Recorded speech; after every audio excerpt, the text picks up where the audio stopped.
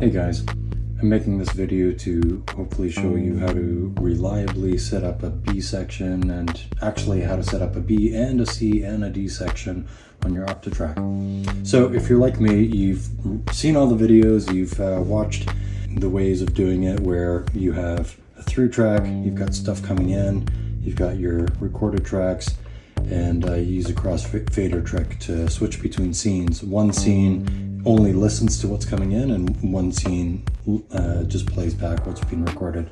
So that's good, but sometimes you want to do more than just, one section, and you want to be able to quantize stuff so that the pattern changes and you can be doing something with something else and with your effects. What I'm going to show you is not rocket science, but I've owned a bunch of these Octatracks. I love them. It wasn't until I think year 5 that I realized like I could have B sections and C sections really easily. So how I set it up is there's a drum track over here, a drum loop over here. That's a through. T7's a through machine, and track 8 is a master.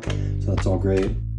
Track 1 is a normal vanilla recording flex track, and it takes input from track 7 and from A and B. It's got a fade in and out. It's got a pattern length quantized recording, and I use a whole trigger, instead of the 1-2. I just find it more reliable.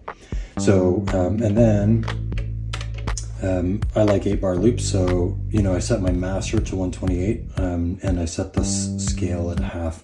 And that way I get 8-bar loops, which took me some effort to try to find. All right, so to get the recording process going, I'm just gonna play this. So it's playing the drum loop. I've got a click just so I keep on time. I'm watching for it to transition to number 3.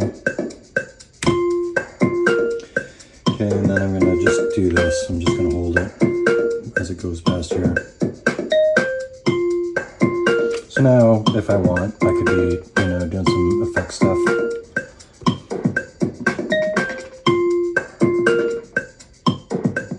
And I could be doing effects on the Octatrack. But here we come. So I turn that guy off, and now we're listening to this. I'll turn the click off. So, pretty vanilla. The stuff that you normally do. And the only kind of different thing that I had to do is, when you go to save, my default was to save it to the recording buffer. And so I would fill up those buffers. But the key thing that you do is you got to assign it to a free flex. And I'm not going to save it here. Well, yeah, sure, why not? So it's going to 13. But if I started off with a blank template, the first place it would end up is this place right here. The first free flex would be this one past the recording buffers.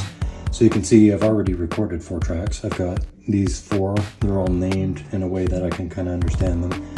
And so now, when I'm on pattern 2, if I go into the playback and hold it, you can see that each thing is actually pointing to, one of these new recorded tracks. Then if I go to the next pattern, it's the same thing, so it goes off to, it starts off with 5, goes to 6, goes to 7, goes to 8, and then same thing for pattern C.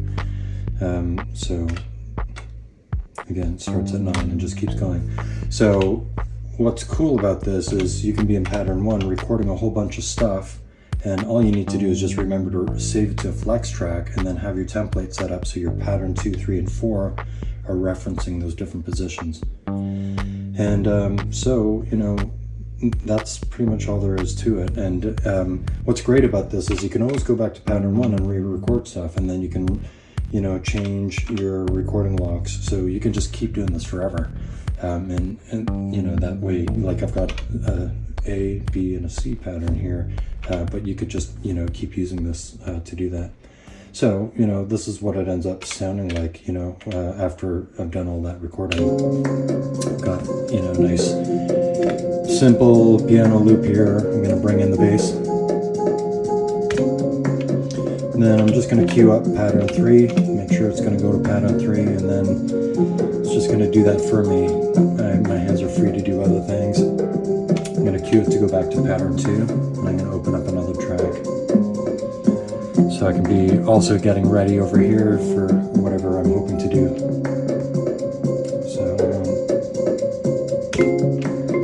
So that's great. I'm going to go back to maybe pattern 3 and then start getting this guy involved.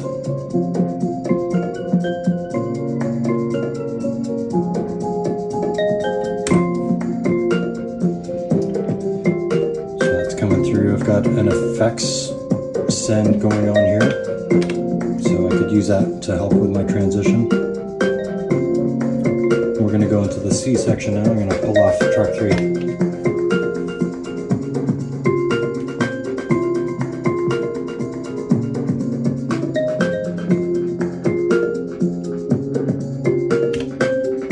And then start pulling in this guy.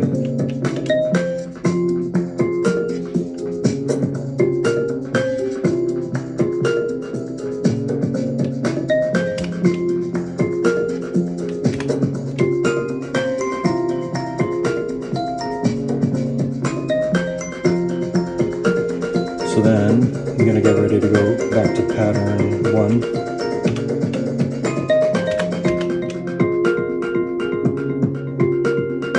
So I got that guy going.